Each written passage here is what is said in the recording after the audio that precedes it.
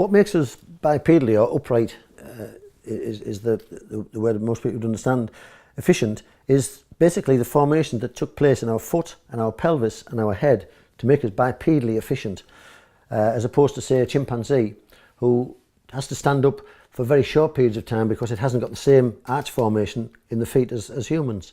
What we have is three arches, basically this long arch here, what we call the transverse, or the arch that runs across from the big toe to the little toe, and this arch that runs from the heel to the little toe on this side. The foot, for us to be upright and working well, has to operate around a bone here called the talus, and it basically does two things, one of inversion and eversion, and revolves around the axis of movement on the heel, transferring the weight to the big toe through these arches to make us walk properly. An ancient man would have walked over all kinds of terrain in bare feet. When we go gill scrambling, just basically for foot protection, we use this, which is the lightest model of barefoot, and also allows the toes to have that freedom and flexibility.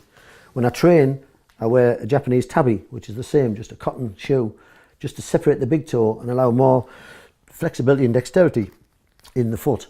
And when we look at the foot, we think of it as being a weight-bearing mechanism, but in this tensegrous model made by Tom Flemons, he shows that when the downward pressure comes on the foot, that the foot spreads equally through those arches and is picked up and springs and projects the body forward in a different way to leverage.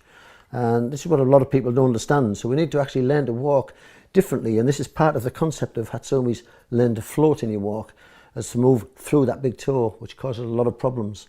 And when we put a heel on a shoe, we elevate the body forward, which has to be accounted for in the low back and creates problems there. And this shoe is very inflexible. So as we walk over the terrain, we lose the magnetic properties coming from the earth, and we also don't give the reflex massage to different parts of the foot that the ancient man would have enjoyed and benefited from, maintaining lots of health benefits from the ancient concept of Chinese reflexology. So as ancient man would have walked over different terrains and different slopes and different angles, that would have also, it feeds into what we call the proprioception, or body awareness of the body. So it's maintaining the sort of neural maps in our body where we are, and so we can move around without any effort.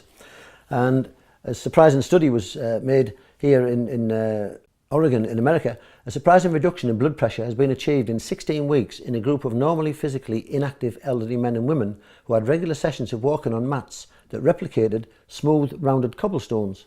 Oregon researchers report in August issue of the Journal of the American Geriatric Society. So they found that they actually got a lowering of blood pressure just by mimicking walking on the terrain that we would have in ancient times.